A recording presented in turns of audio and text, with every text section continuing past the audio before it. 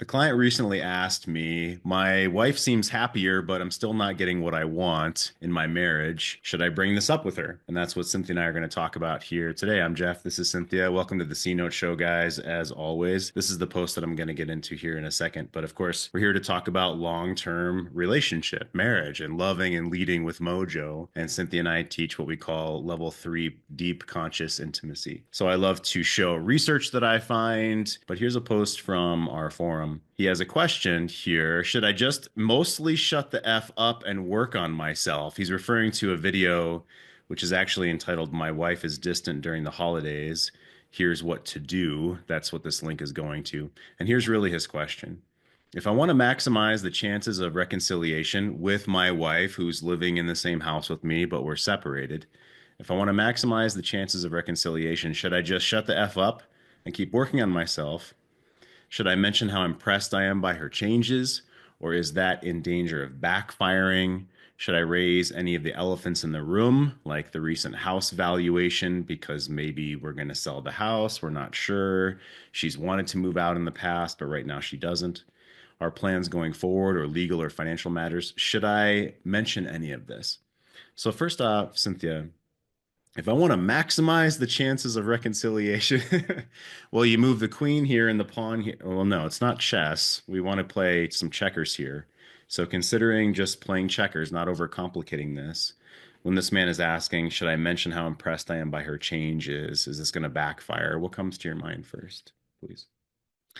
Yeah, well, initially it makes so much sense to want to like witness and see her because I know I, for one, talk so much about the feminine being craving to be known and seen. I think the only backfiring here would feel like to me if that came from a place of trying to, gosh, I'm trying to move the ball forward. If she feels that in you, as opposed to feeling like this is an authentic honoring from the masculine of her, she still might not have a positive response. But the real benefit, the real fire seems like the difference between who I'm kind of trying to mastermind and do the right thing from the masculine versus something that comes purely from the soul of you, the groundedness of you, the man you are, the man uh, that you want to be in relationship. Yeah, so where it comes from, the intention that matters.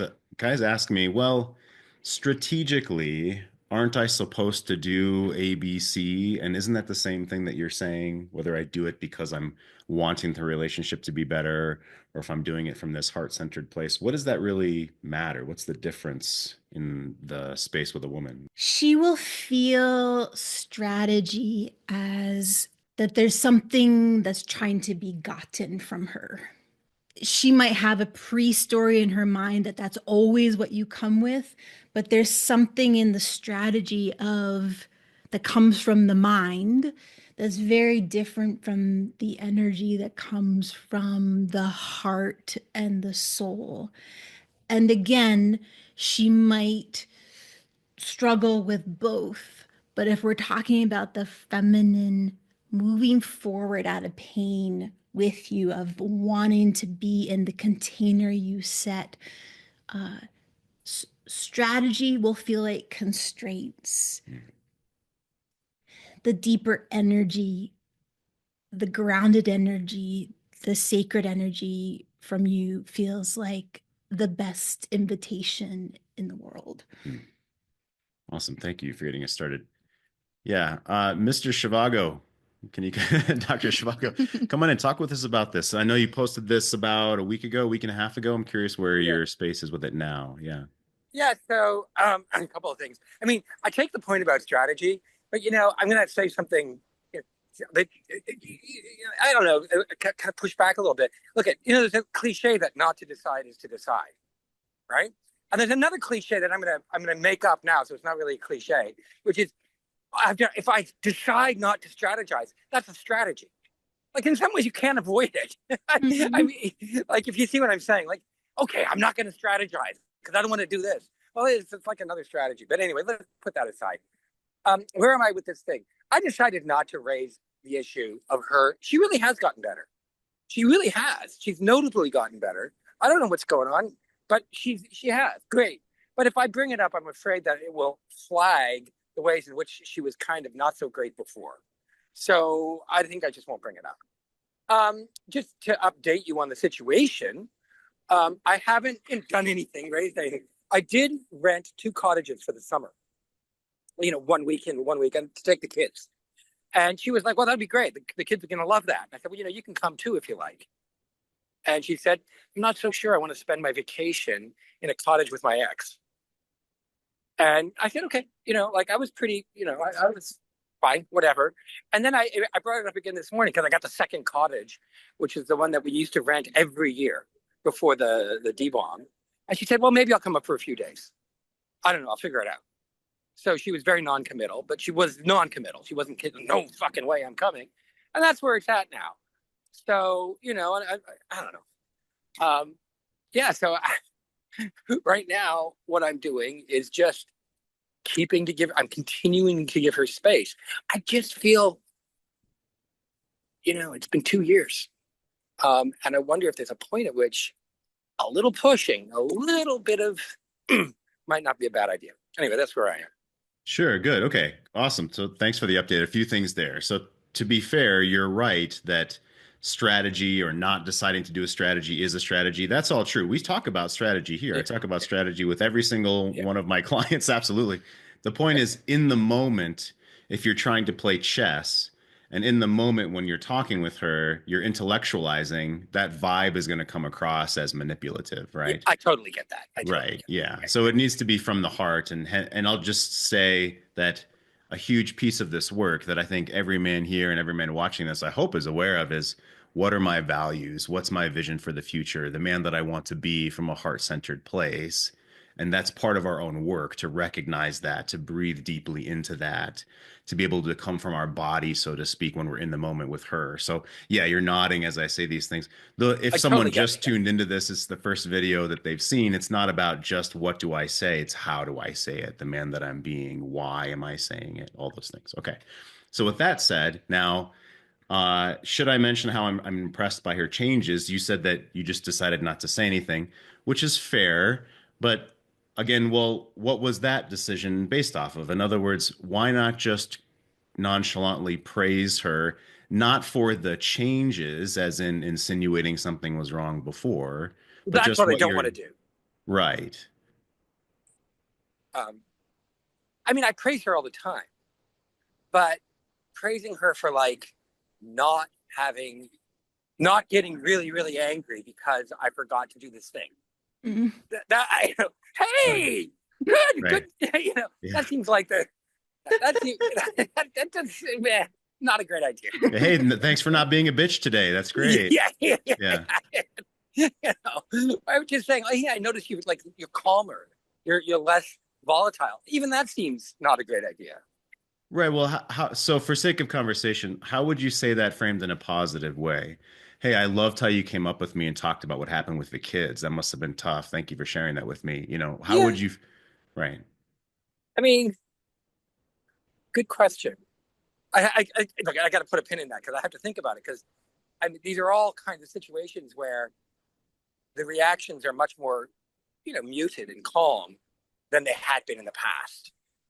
But it's hard to say I like the way you responded to that calmly, because it insinuates that, she didn't in the past. I don't want to do any of that. Right. Right. It's so to again, you said put a pin in it, and this is something for you to think about and write about. Yeah. But for instance, I love how you fill in the blank. I love how you talked with me about what was going on with the kids. You don't have to. Okay. You don't have to say anything about. You're not judging how she's being. It's honoring her character or honoring a behavior that she did, appreciating something that she did. Okay. Yeah. Something to think about. Yeah. I don't want to take up this whole session. I mean, I'd love to take up this whole session, but I know there's a bunch. Well, let me ask you one more thing. No, it's cool. This is why we're here. You posted on the forum. Okay, it's fine. Don't apologize. It's fine. So let me ask you one more thing. You said, which every man eventually does ask, I really want to do something that's going to motivate her. Give her like an, I think you said, like, I want to do something that's going to motivate her to what? What are you hoping that she would do? I don't exactly. I just know that I will not be satisfied. I will not thrive if this continues for another 5 years. Like I Good. have this, I'm sure many men, this can't be me alone. Right. You're in this kind of stasis. You're in this holding pattern. It's fine. It's pleasant. You're not fighting. You're getting along, but there's no intimacy. And I'm not just talking about sex. There's no affection. There's no, your roommates and co-parents. And I, frankly, if someone said, "Okay, you're going to be roommates and co-parents until the kids are older, and then you're going to go your separate ways," I would go my separate ways now. Like, if that was the future that I had before me, and that's something that I, you know, worry about. I can't be alone. This must be common that It's people very, yeah, worry it's about. very common. It's very common.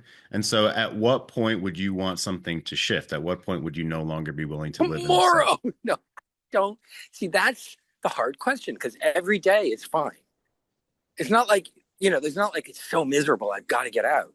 Hey, it's fine. Today was fine. Yesterday was fine, and so every day I can put it off another month. Mm. I mean, like I can wait another month. A month goes by, nothing happens. It's fine. I can wait another month, and then Mm. you're like, holy fuck, 3 years have gone by. Mm. Right. You know, and So the perspective shift needs to be you start far out. You said 5 years already. So if it were like this in 5 years, there's no way I would want that. And then you reel it back from there. What about 4 years? What about 3 years? What about 2 years? And you imagine yourself in those places from the end in mind I or mean, my deathbed. Hmm. I can imagine myself more or less doing this summer. In fact, I kind of expect that this is what's going to be happening this summer. That's kind of what I anticipate. She's not leaving in the summer. I know this. She's planting the garden. She's thinking about what we're going to plant. Um, she's the kids. I've got vacation plans for the kids. You know, um, I don't know. She might come along. She might not. Um, so this is going to go at least till the summer. Beyond that, the thing is, if you ask me now, I'll say, "Oh yeah, by within a year, this is going to be over." And then a year goes by and it's still going on. That's the fear, right? Like I keep pushing ahead the date because there's nothing urgent at the moment. I don't know if that makes any sense. Oh, it makes perfect. Uh, I mean, life slips away as we don't make any changes, right? right. Yeah. So So here's your homework. Think two good. years from now back to now. So 2 years rewound to Okay. the present moment. 2 years from now, you wouldn't want it to be like this.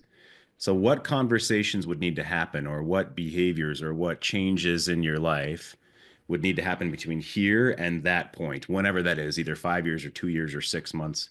So you'd write this down for yourself so you're clear that you don't just let every month slip by without doing one of those bullet points on the list of things that need to happen.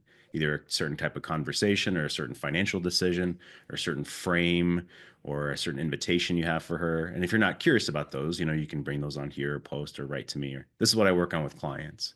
So do that. Think 2 years from now, work your way back, what needs to change, or 1 year, however long, and what Right. would need to change or happen or conversations or like that. So you have a bit of a bullet list for yourself, a task list here for Okay. yourself. Okay. I will take this advice. Yeah.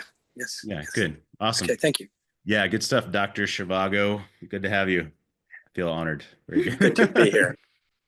If I have a question or I want to work with you or Jeff from here, what do I do? Yeah. Well, first you can go to the comment section and leave your question. You also can go into the information on this video and click the link.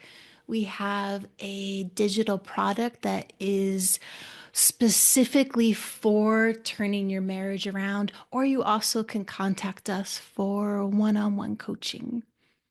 Eddie, come on in, please. Good to see you, man. It's been a while. Update us on you. Where are things now? You still crushing in hockey? Tell us about it. Yeah, still crushing in hockey. Uh, I was on an entrepreneurial path when we started. I was maybe like year one, year two in my business, and that ended up being a success. Nice. Congrats, man. Yeah, thank you. It gave me a lot of confidence. Is clearly something I needed. Uh, I've been like checking off like all of my dreams that I like set off. Um, some of these I wrote down like 12 years ago, and I stumbled upon them. I was like, check, check, check, check. Wow. But there's one that I never wrote down, and I'm realizing it now. I'm feeling it now. And that's, just getting what I want out of this relationship. And so hey, that's why I'm coming back. It's the only hole in my life, only pain point in my life. Um, just a general lack of intimacy, from like just tenderness and communication to the good stuff. Sure. Um, But even better stuff than that. Okay, yeah. yeah, yeah. So Okay, I yeah. realized, yeah, I got to put some energy into it, more than ever, because similar to Dr. Shivago, yeah, I mean it feels like roommates too often, and I can't continue on this path. Sure, that's fair. So what have you tried recently? Where are the two of you? If you said, Uh, here's my the one that I always say, if you see her in the kitchen in the morning, you wake up, you see her first thing in the morning, and you say hello and you say, "Come over here and give me a hug," or "Come over here and give me a kiss on the cheek." What might yeah. she do? Uh, she either will be up for that. But if she's sitting down comfortable in a chair, she will give me a hug. She won't. I there's a good chance she won't. Yeah. What would she say? She'd grumble and not do it? Okay. She'd grumble, yeah. And then if I press, she would. She'd get up, grunt, and then come over and give me a smidge. Okay. And when you're hugging her, if you said, "Damn, I've been thinking about you this weekend," you're gonna get it. Like, oh, you're gonna get it this weekend. If you said that, how would that go? I might get a pump the brakes. She'd say, "Whoa, pump the brakes there, cowboy." Pump the Like brake. that. Yeah, yeah. Okay. And you said, "I'm gonna pump your brakes on Saturday." What would she say? If I don't know, if I only had this game, Jeff, that you This have. is this is not strong game, Eddie. I'm just making shit up here as But yes, okay, yeah, you're right. So I am trying to lean into it here because why? Yeah, Because I'm curious where the two of you are. And we're kind of yeah, getting it like, oh shit, if she would even get up out of the comfy chair and give me a hug, that'd be great. And if yeah, I try to if I try to, move in a little bit, she's gonna say, "Well, pump the brakes," and then I'm gonna feel what? On the back foot, mhm. rejected. I don't know what to say from there. I just don't advance on her this weekend. Where does it go from there for you? Yeah, yeah. I've learned to take rejection a lot more coolly, um, and be a little cooler about it. Giving her space for that so that I'm not slamming the door on it, screwing up any further chances. Um, so I think I lost track of the Sure. question. Okay. Excuse Well, me. so I'll put a pin in the game. I just did that to learn where you are. Okay. So let's put a pin Yeah, in that. But of course, this is about emotional connection first, and then dancing yeah, the staircase of intimacy and how to yeah, do those things. And we have to yeah, come with a sense of power and purpose and confidence within ourselves. The king that's not swayed by her storms, her ups and downs. And yeah, you just said you seem to be more centered, not only because business is going really well, but you're not acting poorly in the face of her rejection or frustration, let's say. So, okay, that's great. And then yeah, let's turn to Paul wrote in the chat a little while ago. I think being a certain way in the marriage must come from who you want to be rather than what you want to get or what you hope to change. So, who you want to be. So, to put you on the spot here for a second, Eddie, right? What do you want the relationship to be about, the marriage to be about? In other words, what do you want to come to give? How do you want the exchange of emotion and intimacy to build up to sex? Yeah, yeah. I mentioned it before, but just I think there just needs to be like this foundation of like tenderness in our communication and warmth. And we're really lacking there. And I don't usually write journals, but I picked one up yesterday and I was writing about that, thinking that I'd bring it up in a family meeting. Um, and just hearing what Paul said, he brings up a good point. Like, I can't ask for that. Like, if I'm not, leading or setting the example already. And uh, I'm not, I'm definitely not all in on that myself. Like, I'm not the leader um, um, that can drive that change. I need to set a better example around the house. Okay, that's fair. Yeah, Yeah. yeah. Well, I'll ask Cynthia here a question in a second, but is there something specific you wanted to learn today, or it seems like we got to an edge there? Is there a question you have? No, no. I think the realization is that I just need to put more energy into all this and be surrounded by people who are talking about it. Okay, yeah, That fantastic. yeah, Glad that you're here. yeah, Yeah, yeah, good to see absolutely. you. Thanks for coming in. So Cynthia, in Eddie's spot, I'll press pause in Eddie. Yeah, go ahead and press pause. In Eddie's spot, and you're his wife, and let's say he starts to put more effort into connecting, and it seems kind of unusual. Hmm. So she's probably not going to immediately respond in a positive way necessarily. Sounds like she might have some lag. See, even when he asks her to come give him a hug and she's in a comfy chair, there's lag. Yeah. So, what might he expect from a woman's point of view once he starts modeling and inviting about that delay in her response and the delay in the new habit? What would you say to a man about that? Yeah, if I go kind of deep on that, I would say sometimes women have a really hard time receiving the tenderness in relationship that we would think is just what normally everyone wants because it might make them feel extra vulnerable, or all of a sudden they're like, why are you acting different? And so there can be some almost like these mud walls that she puts up because it's unfamiliar, even though it might be really uncomfortable in the familiar part. So that is not a good place for her to be. It's not a good place for her soul to be.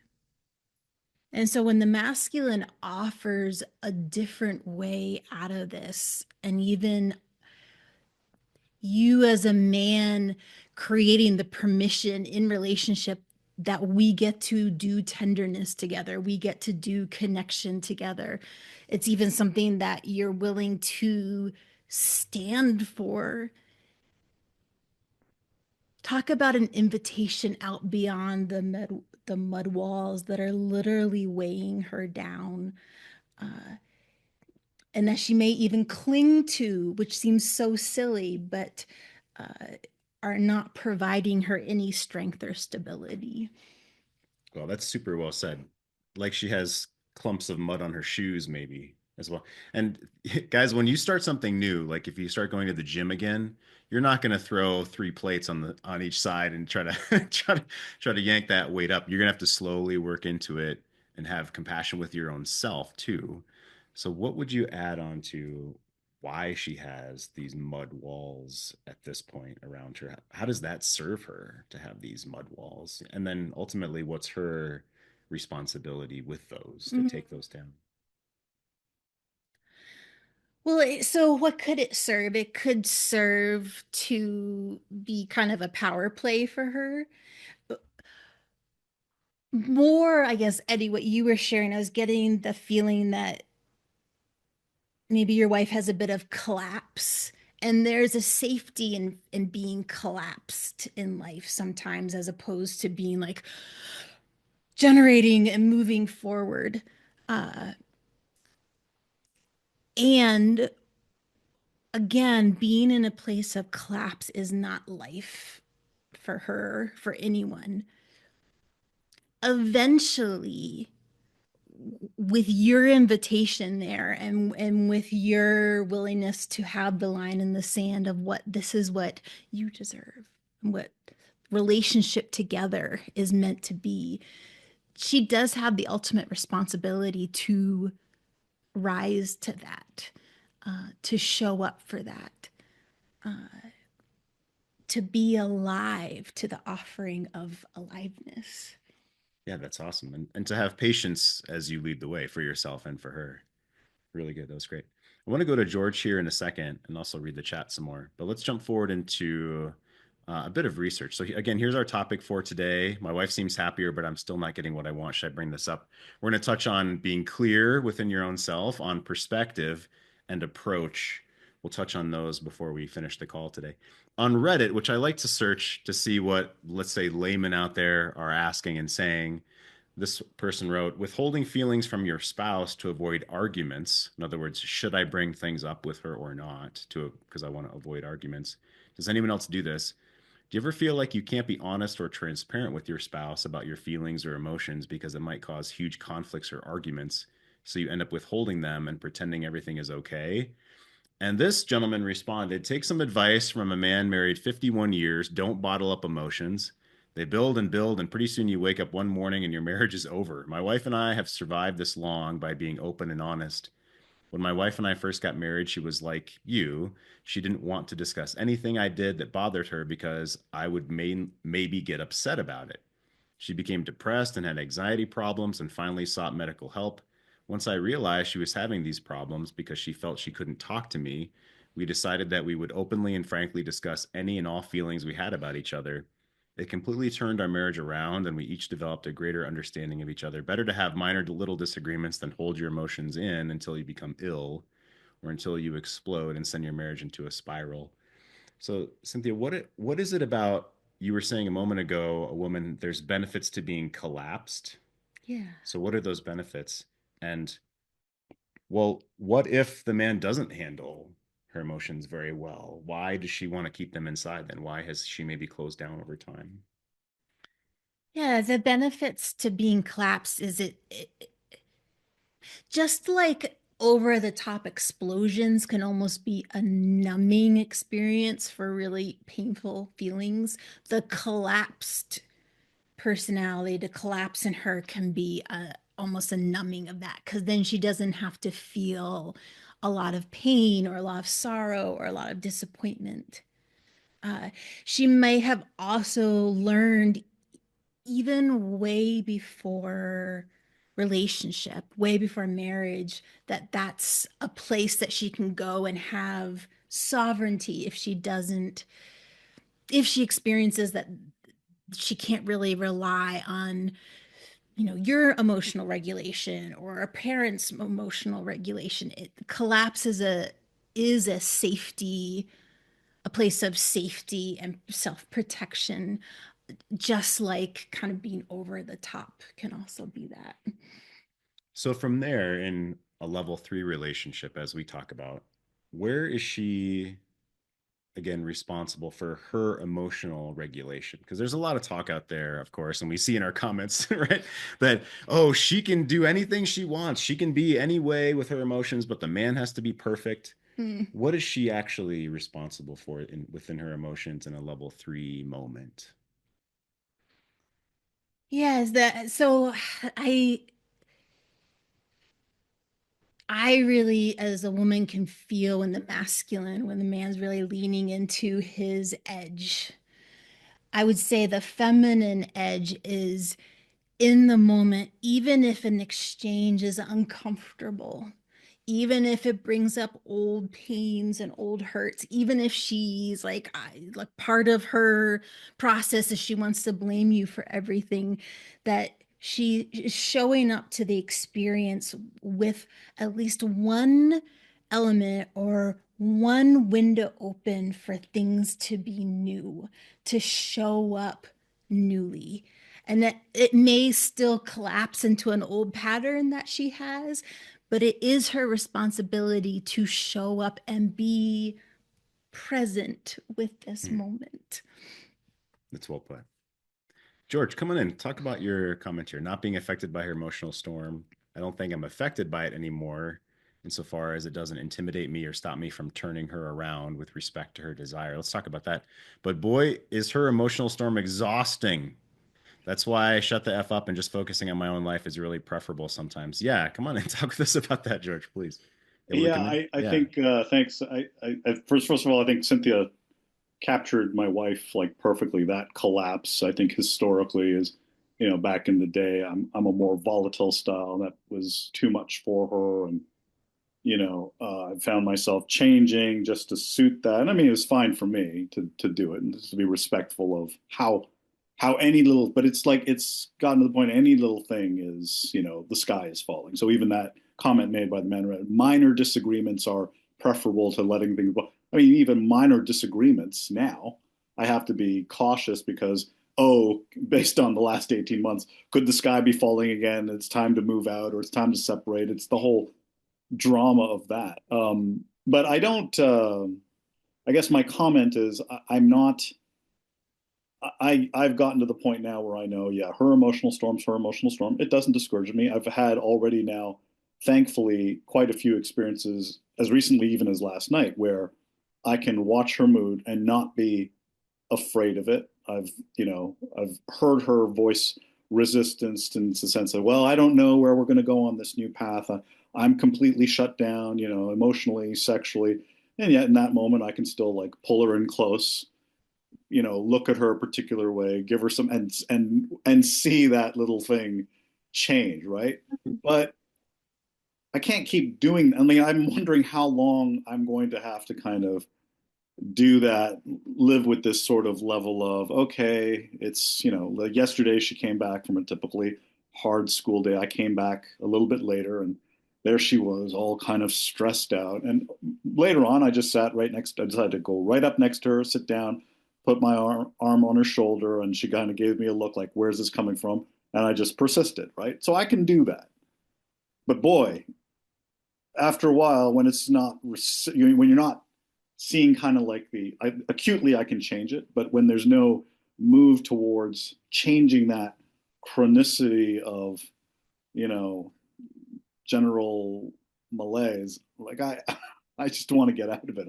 I'm just too tired of it. And I think I'm also intimidated by the idea of the past and spiraling down. And I guess to add to that, one last comment, it's there's still moments where despite our history of being lectured to about not being empathic or validating and listening, she just does not do that at all.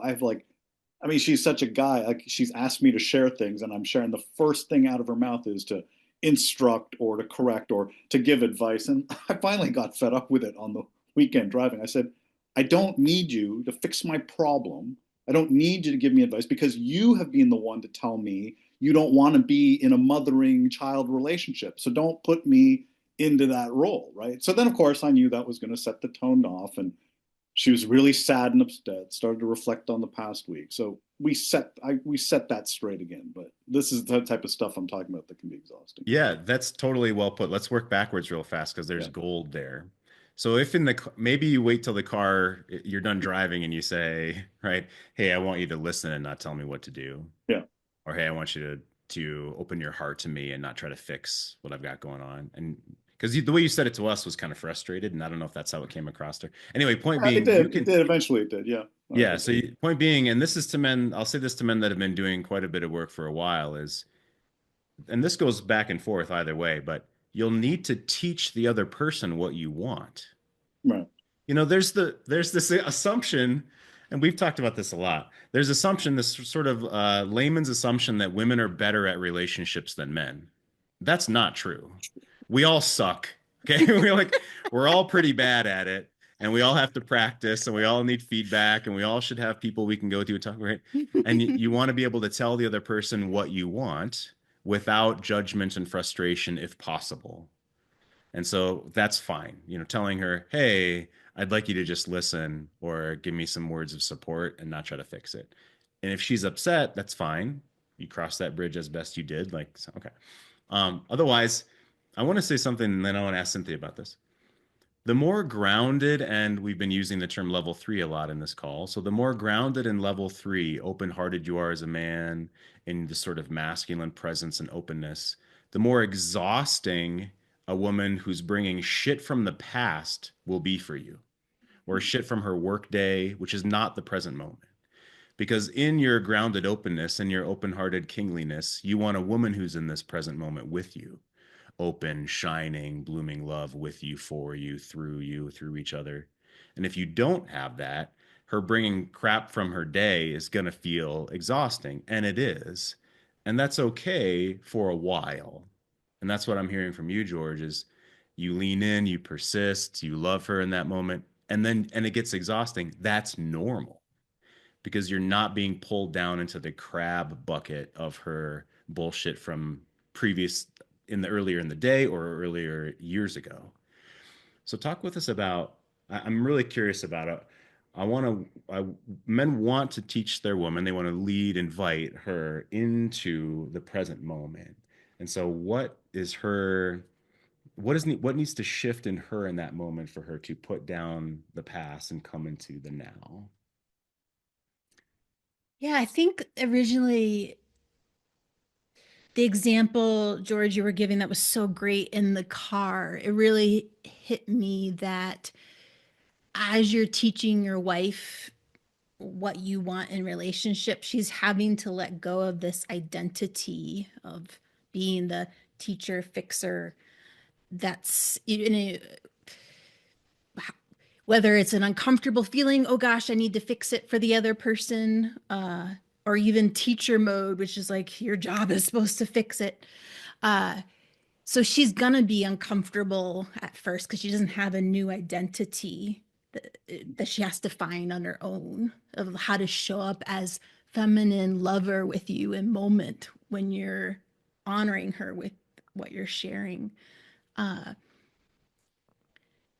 and then I guess with the sharing about her day, I think it is also another identity shift of what is level three at relationship. It's not that this other person, you as a woman think this other person is there in your life just to you get to just unload everything on them. And I think popular culture breeds that story that that's what intimacy is. Uh, and I would say, even among women with each other, someone's going to get sick of that after a while. It's going to be a lot and exhausting. Yeah. How's that come across, George? Yeah, no, I mean that's great. It's true. I mean, to her credit, that conversation ended with her like telling me, I'm reflecting on the fact that I'm trying to do something, but I'm not succeeding. I'm setting you off. And again, and then she twists that into being kind of victim, which also bothers me. It's like we can't have a good constructive. It's like this flipping around. Oh, I've upset you. I'm not doing it right. No, you don't have to. If I'm to instruct and reteach, retrain, then there has to be an openness about it without, oh, I screwed up. I can't do this anymore. Right.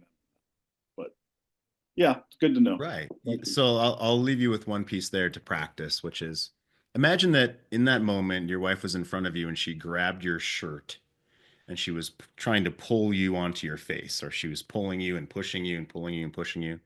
And the idea is that you have a little smile on your face and you're not letting her pull you over or push you back, but you're really not responding much. You're not saying much to her victim puke or her shame spiral.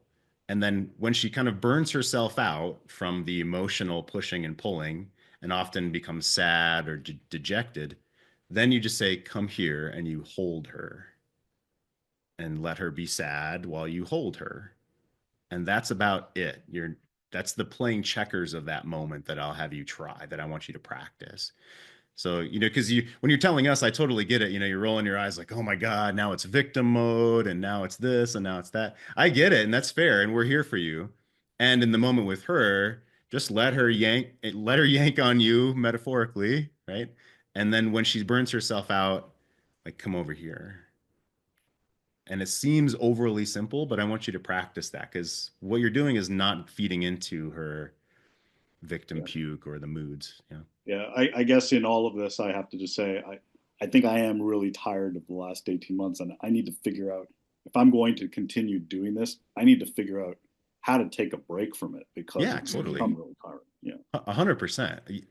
Yes. Thank you for saying that because that I think is something I was assuming that you're doing is if you're exhausted, get away from her. If you're not It's ready for, hard if you're living in the same place and you're supposed to be moving a relationship forward, right? I mean, then is it? Is it? You get home and you say, hey, I'm exhausted. I'm going to take 2 hours for myself. I'll see you at 6 o'clock. And then you disappear. yeah, okay. Yeah. Yeah, Or hey, I just need alone time for the whole rest of the night. I'll see you tomorrow morning. And mm, or I'll see you in bed. Otherwise, I need the whole rest of the night for myself. And you just tell her. yeah, Not because you're exhausting, but just because for your own self. Yeah. yeah. All right. Thanks. Yeah, good. Good stuff. Awesome. All right, let's take a step forward. We'll share our takeaways and then wrap up for today. If you're watching this on YouTube and you haven't hit subscribe, hit subscribe. If you're liking this stuff, right, click thumbs up. If you want to be invited to these free calls, the C Note Show group calls, go to go to our website, greatmenmovemountains.com, and punch in your email at the new subscriber there, /new subscriber, and you'll get all of our updates. We've got a book coming out, which we're only a couple of months away from finishing at this point. It's with our editor. This is going to be with our editor. We've got a digital product coming out. If you want to contact me directly for paid coaching, check out our stuff, right? Go to our website. Okay, last time, if you're watching this again, you can go to our previous video, Lead Her into More Physical Intimacy Without Asking. That was our last topic. And today we'll finish up with Wife Seems Happier, but I'm still not getting what I want. Clarity, perspective, approach. Okay, clarity for your own self, as we've been speaking with the guys today. And I want you, if you're listening to this, can you write down, if I were to ask you this question right now, what exactly do you feel is missing?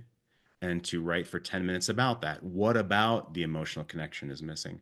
What about the intimacy? What about shared goals? What about the open-hearted conversations? So you need to be clear on what it is you're wanting.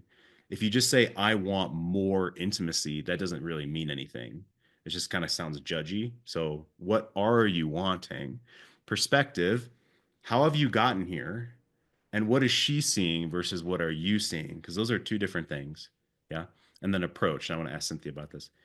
For instance, starting with saying, I'm not getting what I want is going to put her on the defensive.